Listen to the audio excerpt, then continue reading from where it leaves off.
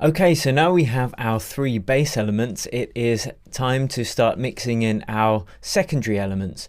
So in this lesson we are going to mix in our primary clap. But if it was a primary snare, that would be fine. You just do this instead of mixing it to a clap. And the process is quite similar. So here we have where we got to.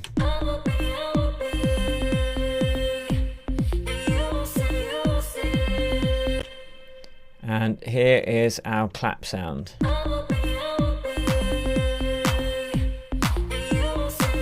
So first thing we do is switch to mono. We'll turn off the vocals because we want to get this clap sitting right with the kick and the bass line. And first we're going to get a rough level.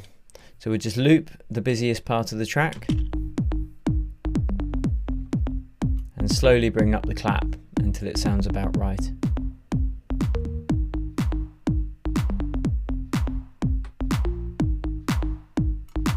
And you want it to kind of snap your neck almost. So you don't want it overbearing and overpowering the kick, but you need to bring it up to the level where if the kick's kind of making your ass move, you want the clap or the snare to kind of hit at just the point where it's kind of complements that kick perfectly, so it's making your head nod or your head snap.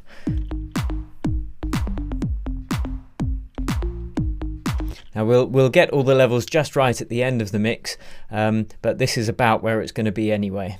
Now usually the main snare or clap will be in the center of the stereo image if we look at the 4D mixing space, because it's a secondary element, but it's on the border. It's a very important element, so that would usually be in the center.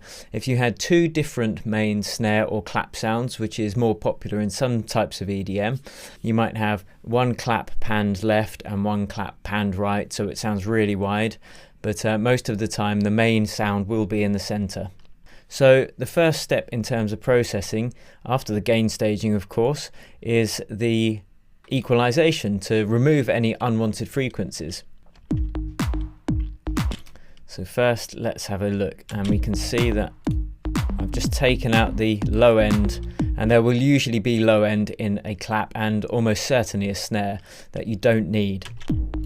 So we just take up that bass. Obviously that's too high. So we want the main body of the snare or clap without the bass frequencies that we're not hearing anyway. So let's just solo that. That's taken out the body. Now we've got that lovely meaty clap. And we've just taken out those sub-frequencies that we can't really hear anyway. They're just going to be cluttering up our mix. And all of this low end cumulatively over all of the tracks can result in, or will result in, a muddy mix. So it's important we take these out.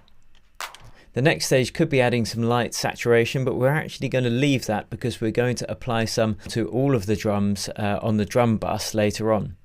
So you have an option now to compress the clap or the snare. Now you wouldn't really usually do this, depending on the sound of course. You might have a snare that needs compression, it does happen. So what we would do in terms of compression settings would usually, you have a longer attack to allow the transient of the snare to come through. So let's make this quite an extreme example just so we can hear the effect it's having.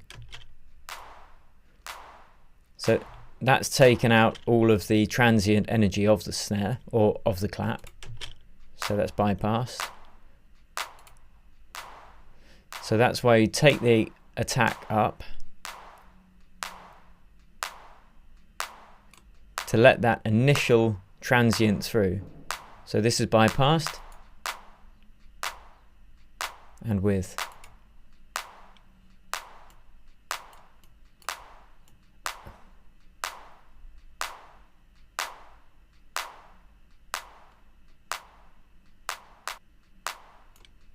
And that gives it kind of an 80s gated snare kind of feel, so it's kind of hitting and then sucking back. But there's a better way that we can do this using the reverb on the auxiliary channel, which we are going to do. So we'll take off the compression because we really want that snare or this clap to just cut through the mix and again make our head bob when it hits.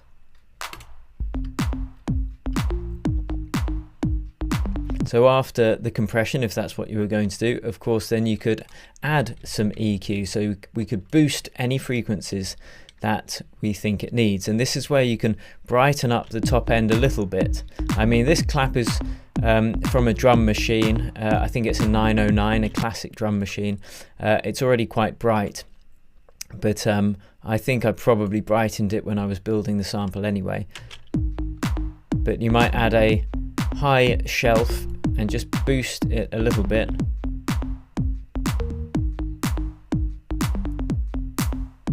Making sure, of course, that we pay attention to gain staging. So now that's clipping about 4 decibels over 0. So we can either add a utility plugin or we can go to the master output of the EQ and just notch it down by 4 decibels.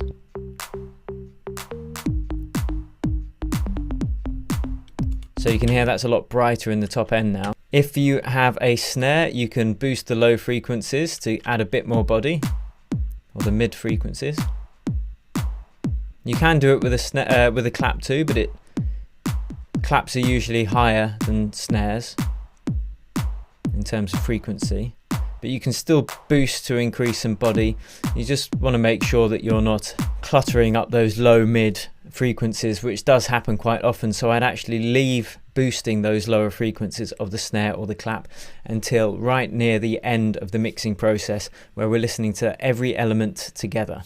So the next stage after that, when we're mixing the clap, and again the same techniques would apply if it was a primary snare as opposed to a clap, we want to add some reverb. Now what I quite like to do, there are 2 options here. You can either use the short or the room reverb that other tracks in your mix can access, or sometimes I actually like to make a specific auxiliary reverb just for the clap or the snare, just to give myself that extra control. But we're going to use the primary room reverb. See these white ones here, I've made white because I can apply any of the tracks to them and make them feel like they're gelled in the same space. So, and I'm still working in mono at the moment. And adding a bit of reverb on that main clap or snare, just a little bit, just gives it space without and with. Obviously I changed to stereo there just so you can hear the difference. And adding reverb to the main clap or snare does spread it out in the stereo field. This is one of those parts of the mix which is great to have in the center, but you can have it right up in the top corners of our 4D mixing space. And it's one of those techniques that can give your mix real width. So let's go into the reverb and see what our options are. See, I've grouped these, I'll just ungroup them.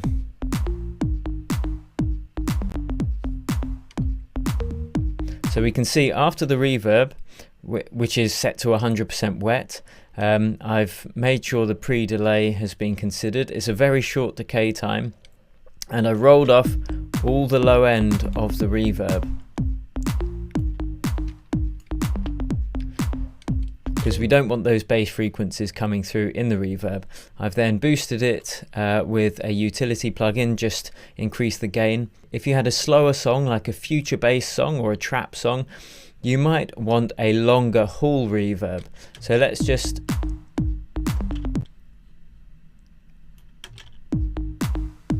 and boost that decay time. It doesn't really work at this tempo because there's not enough time for the decay of the reverb before the next kick drum. But if you did want to just tweak it and stop it interfering with your kick drum, if you had a slightly longer decay time, this is when you could use an audio gate to control the time dimension. Let's listen to this clap on its own, give it a long decay time. And we can hear how messy that's getting. So what we can do is then use the gate to just cut off the end of it. And with the kick, this lets the kick breathe through. That's a very extreme example. So rather than just making a short decay time, you still get that big sound.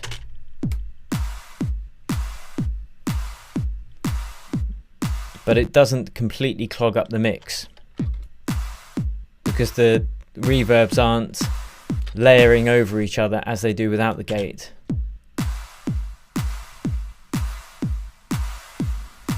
You can see how those frequencies build up very quickly.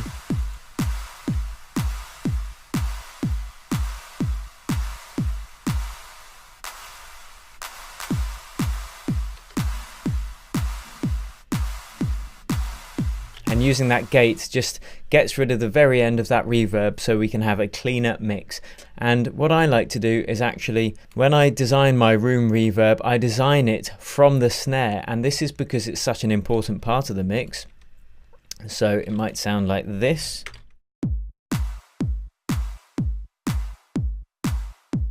And again, just loop it and just tweak in a little bit. You usually don't want much. And now I can assign other instruments to that room reverb, and I know it's got a nice short decay time that I've planned carefully and filtered out the low end. If you did have a specialist snare reverb, you can do a kind of 80s gated effect, and the way that we can do that is not actually by using a gate, it's to sidechain the reverb of the snare on the auxiliary channel from the snare itself, or the clap itself. So let's listen to our main clap here. We've routed that in.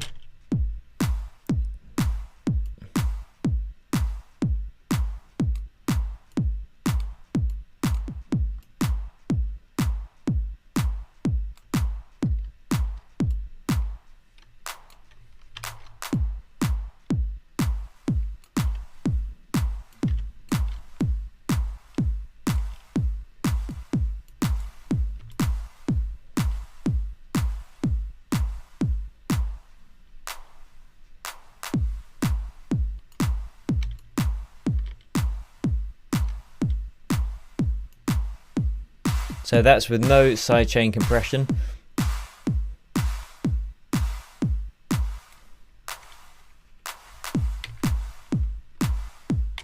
And what's happening is, as the clap sounding, that's cutting out the reverb, and as soon as the clap releases, that reverb's being allowed to come out through, which was a popular effect in a lot of 80s sounds with big snares. So that's popular in new disco at the moment.